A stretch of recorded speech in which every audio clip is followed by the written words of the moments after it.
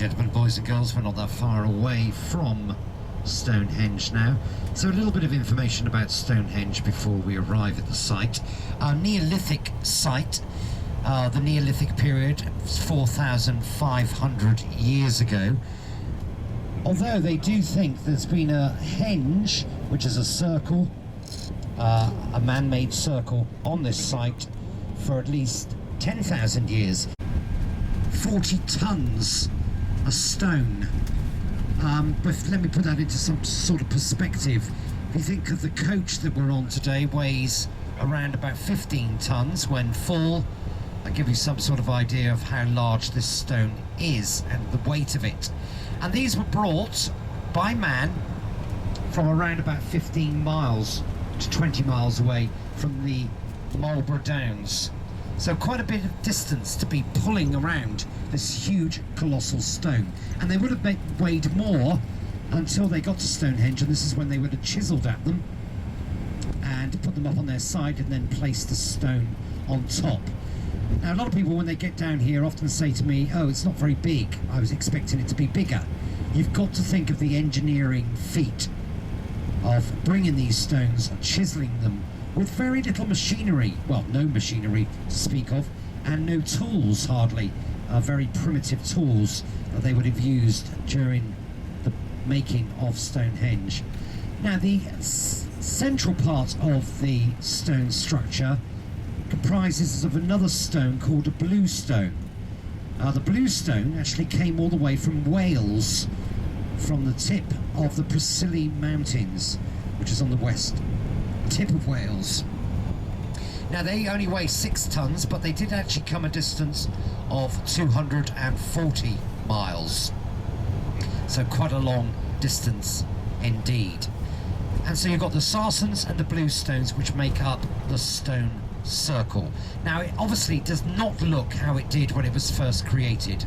The ravages of time have changed it. Also man has changed it during its time as well. At one point during the Second World War they were going to pull it down altogether. They were going to get rid of it because it interfered with an air strip during the Second World War, and the colonel or whatever, the chief of the airstrip, wanted to get rid of it altogether because it interfered with the planes. So it's amazing it's still here today.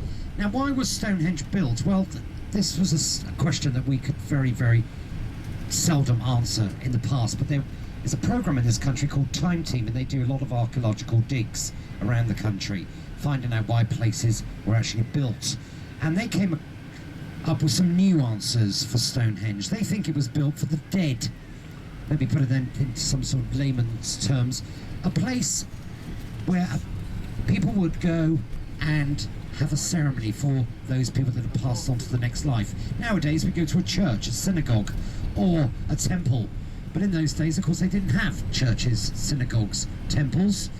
So they had Stonehenge. But it would have been for the hierarchy, the chiefs, the Indian, the leaders of the groups of people that would have been in these areas. So they would have come here. They would have had some sort of cremation, and then there would have been a celebration which would have taken place down here at Stonehenge. A bit of traffic going down there today. It's a bank holiday in this country on Monday, which means a lot of people are travelling down to the West Country, and this is a cut through for them. And also we get a lot of people obviously never seen Stonehenge before. They slow down, and this causes quite a lot of traffic in this area. Now there will be a celebration here on the 21st of June, which is the summer solstice. This is the longest day of the year in this country, where thousands of people, over 30,000 people, come down to see the sun rise in the east. The sun rises in the east at 3:30 in the morning on that summer solstice day, and it sets at 10 o'clock at night, so we have very long daylight hours. And then another celebration's on the 21st of December, which is the winter solstice. This is when the sun rises in this area around about 7:45 in the morning, and it sets by 3:30 in the afternoon. So very short daylight hours. Now, when we arrive at Stonehenge, you cannot touch these stones anymore, unfortunately. But for those people that do want to hug or kiss a stone, there are a couple in the coach park. You can do anything you like with them.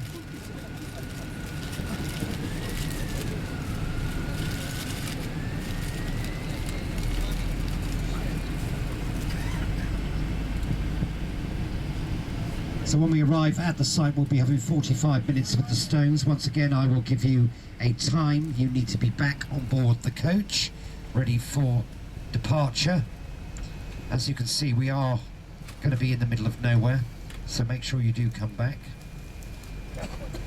It's a long way back to London.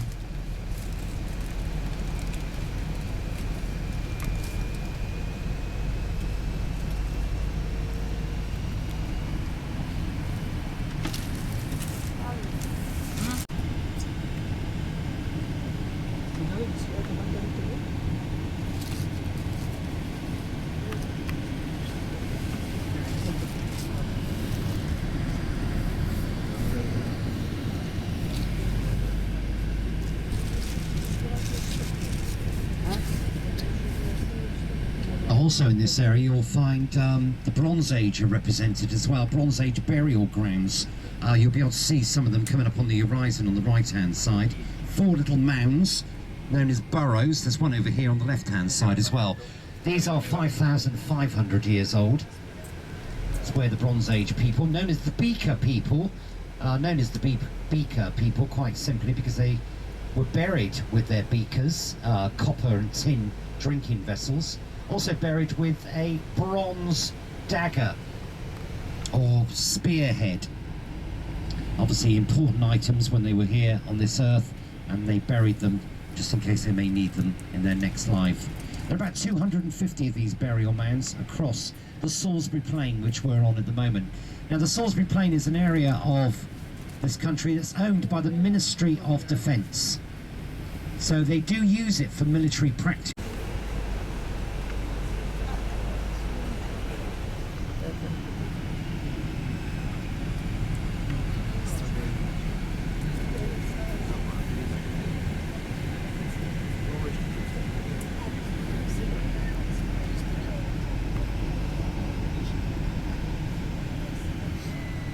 Look directly right in front of you now. You should be able to see Stonehenge coming up.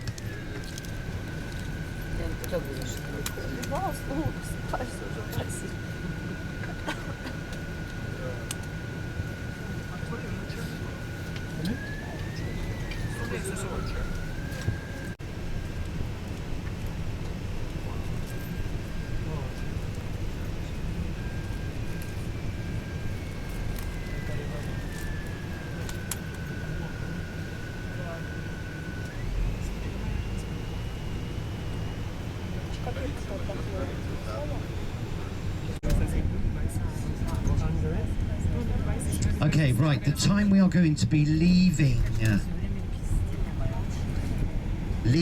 Stonehenge will be at 20 past 2. 20 minutes past 2 o'clock. That's the time we will leave Stonehenge. So everybody back on the coach for 20 past 2. There's the heel stone.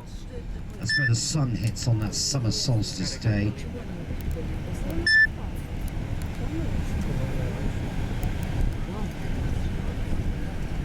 Now once again here you will get an audio commentary.